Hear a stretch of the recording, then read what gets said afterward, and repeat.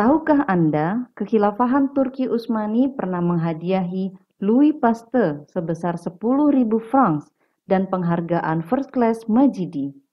Pada saat itu, Kekhilafahan dipimpin oleh Sultan Abdul Hamid II. Hadiah-hadiah ini diberikan sebagai penghargaan kepada Louis Pasteur yang telah menemukan vaksin rabies.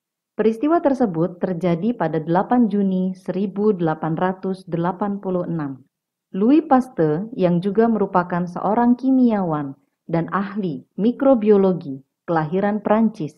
Ia terkenal karena penemuannya tentang prinsip fermentasi mikroba, vaksinasi, dan cara mencegah pembusukan makanan dengan proses pemanasan yang kemudian dikenal sebagai proses pasteurisasi.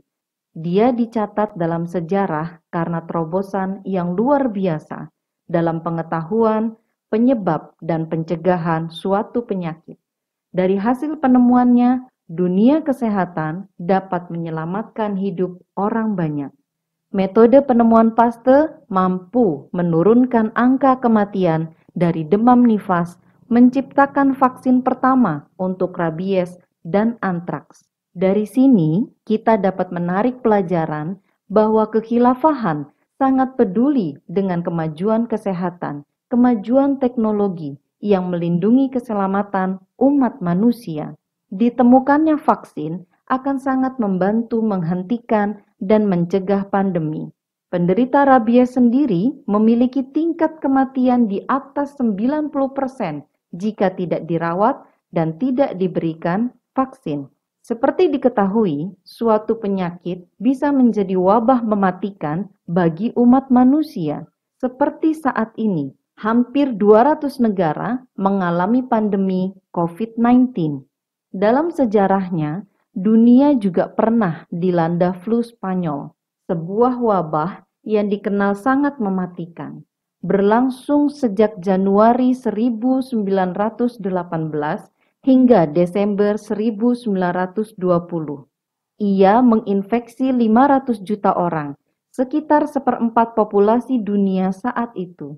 Jumlah korban diperkirakan sekitar 17 juta hingga 50 juta, menjadikannya salah satu pandemi paling mematikan dalam sejarah manusia.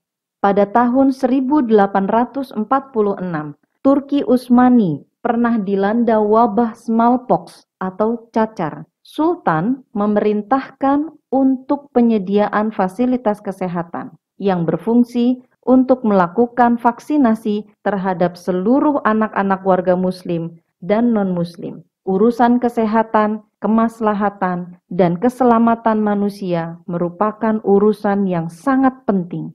Dunia Islam pun pernah sebagai pusat mercusuar kemajuan ilmu pengetahuan, kesehatan, dan teknologi. Khilafah menyediakan sarana prasarana untuk menunjang ilmu pengetahuan, termasuk imbalan bagi para ilmuwan. Tercatat Ar-Razi, Az-Zahrawi, Ibnu Zuhr, Ibnu Sina, dan Ibnu An-Nafis adalah beberapa ulama atau cendekiawan yang telah banyak berkontribusi pada obat-obatan antara abad ke-9 dan ke-15 ketika Daulah Islam berada dalam abad keemasannya. Bahkan sejak zaman Nabi Shallallahu Alaihi Wasallam, beliau pun menyediakan tabib atau dokter pada masa itu untuk rakyat. Dokter atau tabib ini merupakan hadiah dari Raja Mesir, Mukaukis. Beliau Shallallahu Alaihi Wasallam menjadikan dokter itu untuk melayani seluruh kaum muslim secara gratis. Khalifah Umar bin Khattab menetapkan pembiayaan bagi para penderita lepra di Syams dari Baitul Mal.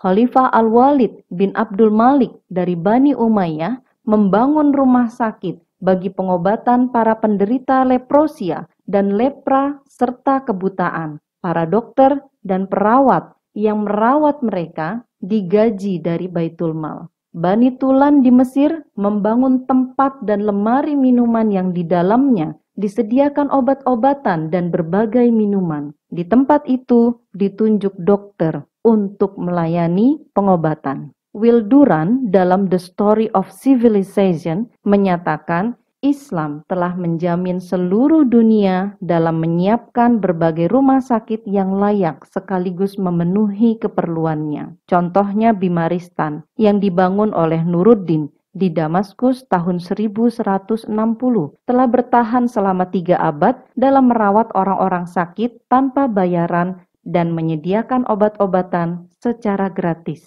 Para sejarawan berkata bahwa cahayanya tetap bersinar, tidak pernah padam selama 267 tahun. Perhatian khalifah terhadap keselamatan rakyatnya adalah wujud penunaian perintah Allah Subhanahu wa Ta'ala kepada seorang pemimpin. Hadis Nabi Shallallahu Alaihi Wasallam berbunyi, imam atau khalifah yang menjadi pemimpin laksana penggembala. Dialah yang bertanggung jawab terhadap urusan rakyatnya. Hadis riwayat Al-Bukhari. Wallahu a'lam bishawab.